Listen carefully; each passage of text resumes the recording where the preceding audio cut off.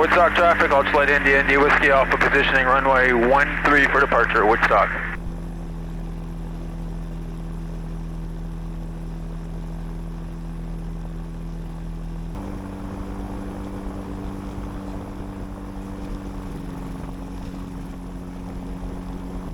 Well, I was gonna go out because the ground is frozen and land in some fields, but that little experiment showed me that frozen ground is way less forgiving than non-frozen ground. It's really bumpy. I got to find a pretty smooth spot if I want to land somewhere frozen. Woodstock traffic, Indy Whiskey Alpha departing runway 13, left-hand departure, climbing 1500, heading north, Woodstock.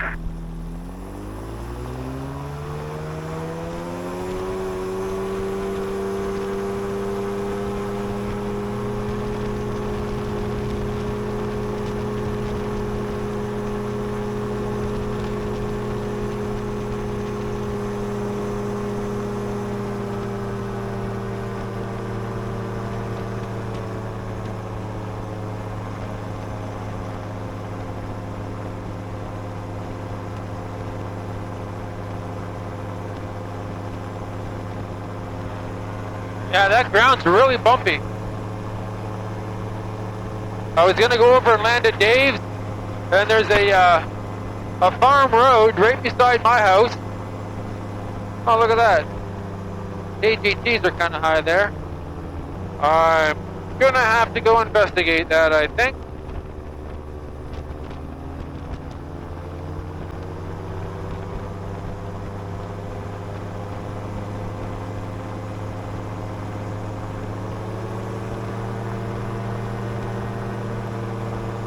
So what I'll do first is I'm going to switch the leads on the back and see if it does the same thing on the other side. If it does, that tells me it's definitely an engine problem, not a gauge problem. If it doesn't, then that tells me it's a gauge problem. Woodstock traffic, Indy Whiskey Alpha, downwind runway 13, full stop, Woodstock. Woodstock traffic, Indy Whiskey Alpha, turning final 13, full stop, Woodstock.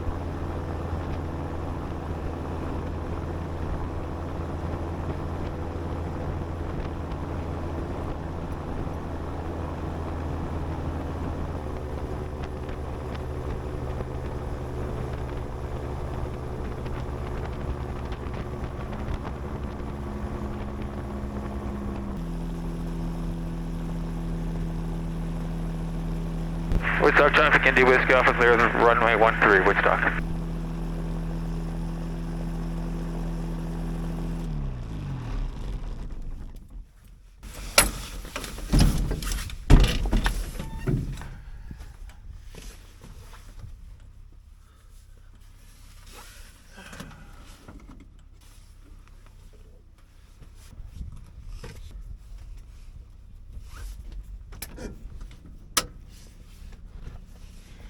Clear!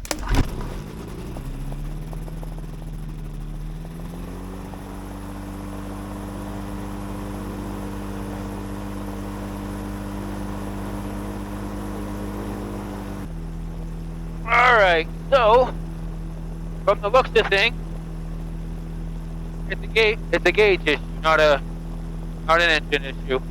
But what that means is the higher one is the accurate one, not the lower one, which means I gotta go change my needle clip. Son of a gun.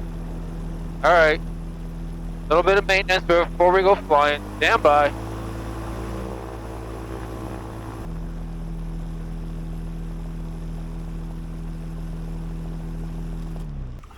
Next question is, can you guys watch? Let's see. Alright. First of all, this is just a little bracket, not a bracket, but a leveling tool that I've made that goes on to keep the carburetors level with each other. Otherwise, sometimes they walk. They kind of rotate in here, these little cups. So that's the first thing I take off. This actually, Jeff, this would be good for you, man. You were just asking me the other day on Flight Sim what I did for wintertime flying. Well, this is it. All right, so loosen the two top screws on the carburetor cover. and pull this out. This is the piston that goes up and down that regulates the fuel air mixture. So compress the spring with your fingers like so, compress it, and then grab hold of the cable and then push the needle, the jet needle up, and then push the cable in. You'll see this little end of the cable come out of this little hole and then go through the big hole, and it'll come right out. Then you can just kind of uncompress the spring and set it aside. Pull out the plastic cup first, it should be on top, set it aside, and then pull out the jet needle. The jet needle, in this case, this is the 582, so it's different than the 503. On the 503, let me double check this to make sure I give you correct information, so stand by. Alright, so I just looked it up. It depends on which Rotax 503 you have. If it's before a certain serial number, it should look like this in the summertime, and then move it down one clip position in the wintertime. So that's some of the 503s. Some of the other 503s start off on clip position 2, which is the second one down, and then goes to 3 in the winter. So you got to look that up. I will include a link, or you can email me or whatever, and I'll send you the information on that. But anyway, with the 582, you go from clip position 3 to clip position 4. And what that does is it raises the needle up in the carburetor slightly, which you can see it's tapered. It allows more fuel to get in there, which richens the mixture, and that gives me lower EGTs. So we're going to go ahead, take the jet needle, slide it back in the hole, put the plastic cup in next. It only goes in one way, so you can't mess that up. Set it aside for a second while you take the spring, push it up into the retaining groove there, push it all the way up, and then this is kind of a frag, but you just kind of capture the spring and the cable at the same time. Then you take the cup again, and you have to thread it through the plastic, push it up slightly. You'll see whenever you do it yourself, you'll understand. Oh, you gotta make sure you're in the hole. That's what she said. And then you push the little end through the big hole, and it captures itself in the small hole, and then assemble. There's a little groove on the side. Make sure that matches up with the little thingamajigger on the inside. There's a little knob on the inside. You got to make sure that the keyway and the key line up. I don't know if that's the right words or not, but that's the words I'm going to use. So that just slides in there like that, and then tighten her down, and then rinse and repeat for the other side. So that explains why my EGTs were high, because it is winter time here. It is cold, and I was on summer settings. The side that was low was giving me an improper reading because the gauge is starting to fail, and when the gauge starts to fail, it starts to read low. Hopefully the camera sees enough of that you can see what's going on. I didn't waste all my time talking to myself here, showing you what's going on. This really is the trickiest part. There are different tools you can buy to do this that captures it for you, but with just a little bit of practice, it becomes pretty easy. So you see inside, the plastic has a little hole in it. Slide that through the plastic hole, and then push up on the needle. That pushes up the plastic, and then you can find the little hole for the little nub. There we go. And then it goes into the small hole and captures itself. And then make sure that's seated, and then put it back together. And the tricky part is getting the needle to go down into the needle jet. Sometimes it doesn't want to go in. You gotta take the air box or the air filter off to make that work. Another little tidbit of info here too.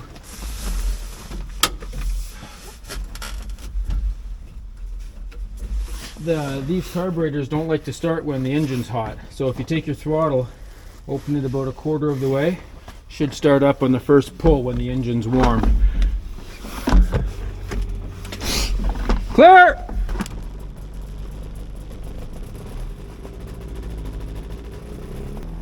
Woodstock traffic, ND Whiskey Alpha, positioning runway 13 for departure, Woodstock. So yeah, so we're gonna watch those EGTs now, and we're not gonna trust the right side of the gauge at all.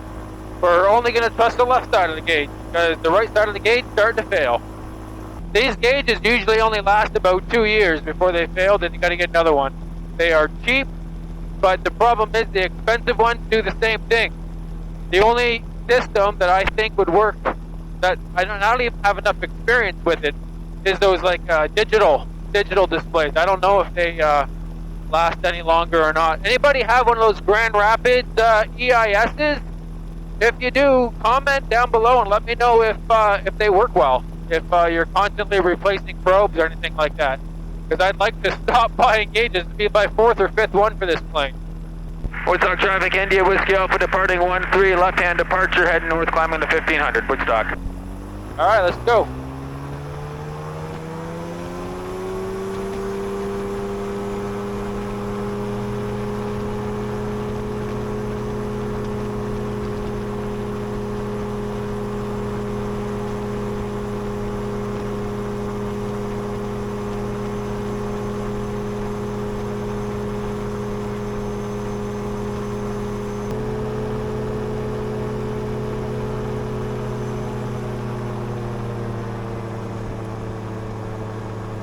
That's better.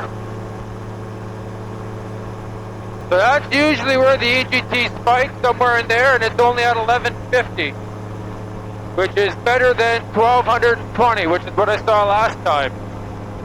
So even if I bring it right down to the hottest part of the RPM spectrum, right there, 550, it's only 1175. So there, we're all set for winter flying now. Let's go down and fly through some fields, because otherwise this isn't going to be a terribly interesting video. I was going to land somewhere, but like you saw earlier, the ground's really, because it's frozen, every little bump is a big bump, but I don't know, we'll go see. Maybe we'll find something smooth. You know what I should try? Tyler has a road on his farm. Tyler's one of my flight students. He said I could land on his property whenever, and I know that there's no one on the farm road right now because, well, it's winter time and all the crops are in, so I might go check that out. Look at that. A properly trimmed Beaver is a wonderful thing.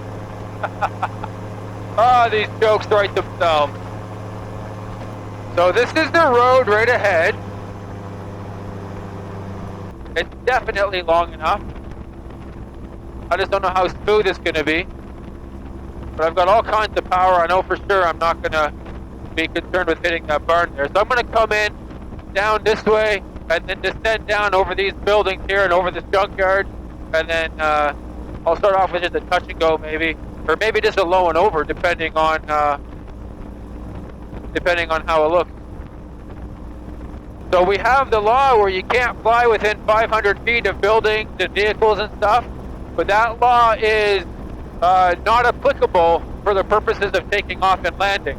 So while I am definitely coming within 500 feet of people and houses and stuff, not breaking the law in this case because I'm doing it so that I can land. Just in case people are wondering about that.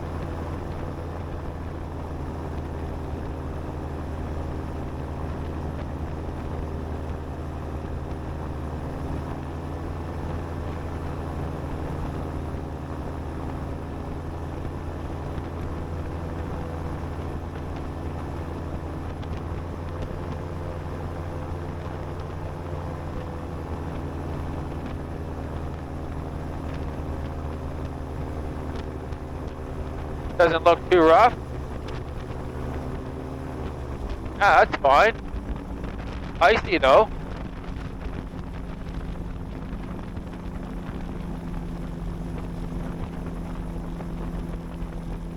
Look at that! Not bad at all. Wonder where Tyler is. I'll have to get out, take a picture, and send it to him. Hey, I stopped in for a visit, but you weren't around.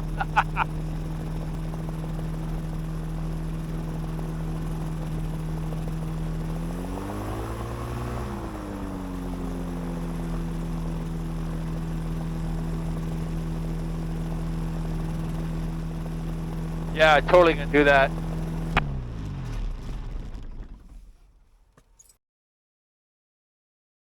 Clear!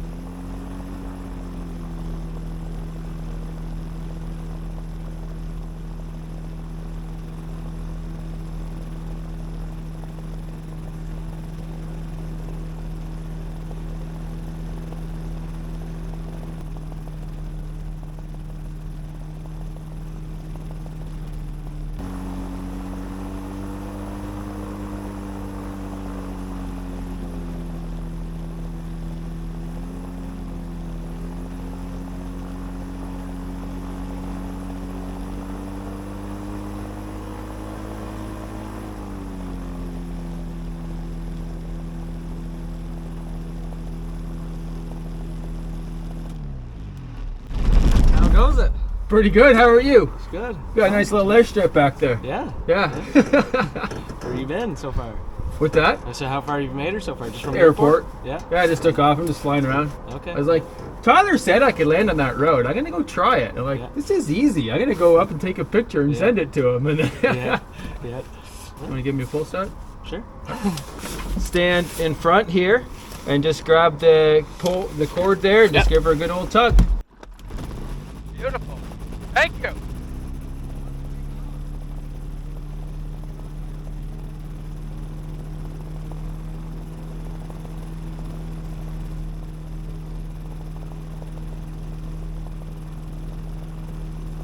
I wonder if you get like tax exempt for farm equipment? Something, right? Gotta make sure I don't hit a wingtip on a tractor or something.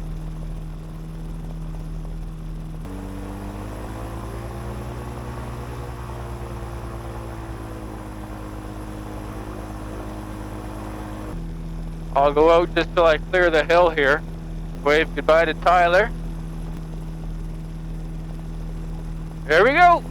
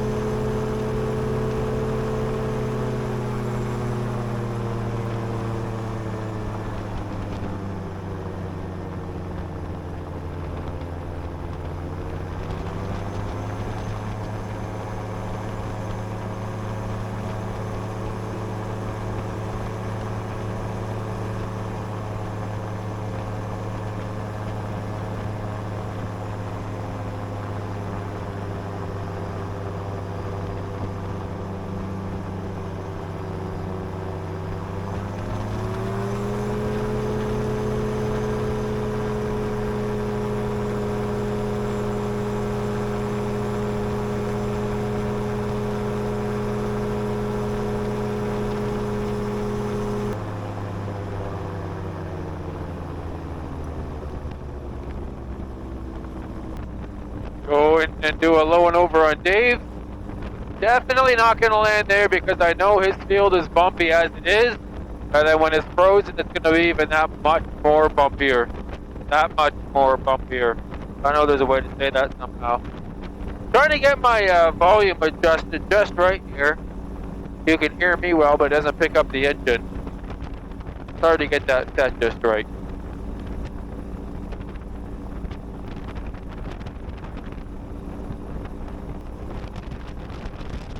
I don't see his van. That means he's probably not home anyway.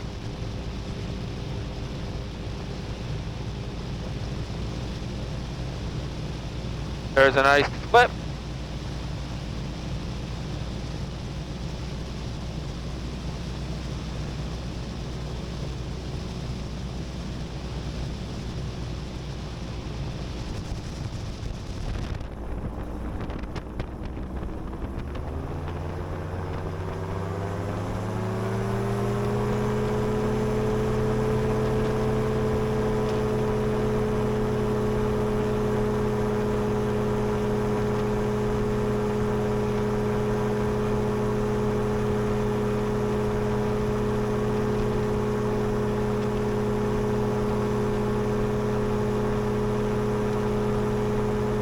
This is a field we've landed in a few times before in the winter on skis.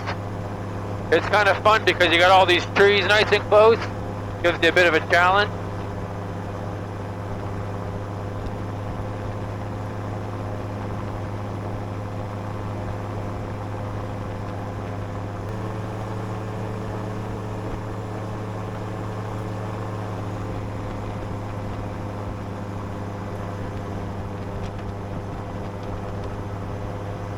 This one looks like it would be fun too with the hill. Up, turn around, take off downhill. Do that on skis this winter, I think. That would be fun. Oh yeah, that's a good slope. I like that. Yeah, we'll definitely come play on here on skis if we get any good snow this winter. I think I'll go down and do some low flying on that one just to see the hill.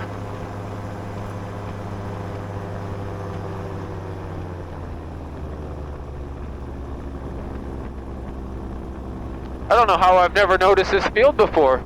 No houses around it. It's smooth. It's got a nice contour to it. Checks all my boxes of stuff I like to see. Oh yeah, look at that. I love it. Nothing about flying off of hills is super fun.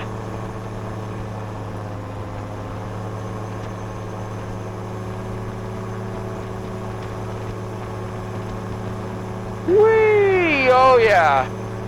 This would be fantastic.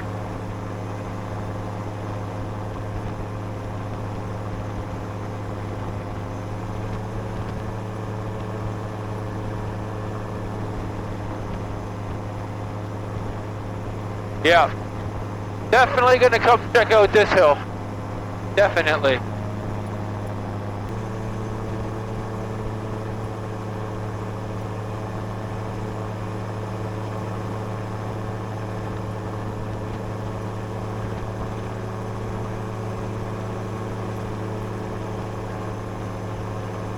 And I saw this farm road over here that looked kind of cool.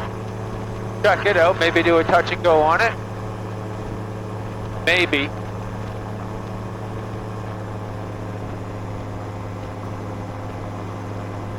See, it's kind of raised up too, which is kind of neat too. Little aircraft carrier feeling to it. Oh yeah, look at that. Oh, that's pretty cool. Definitely want to not slide off the side though.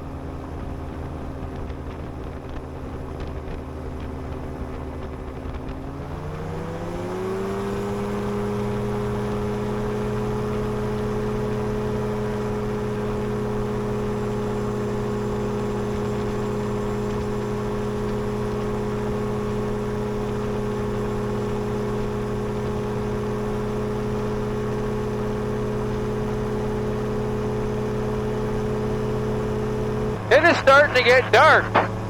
I should probably start making my way back to the airport. Woodstock traffic, Indy Whiskey Alpha, final runway 13, Woodstock.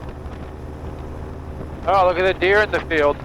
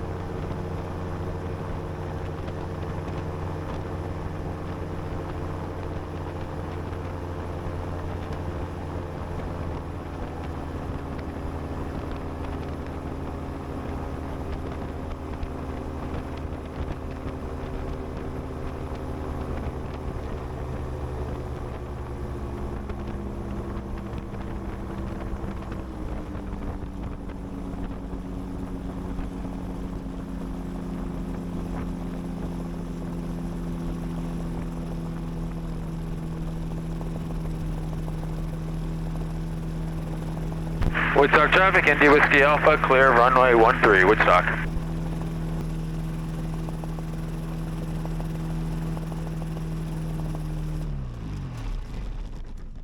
Well, hopefully you guys enjoyed that. See you next time.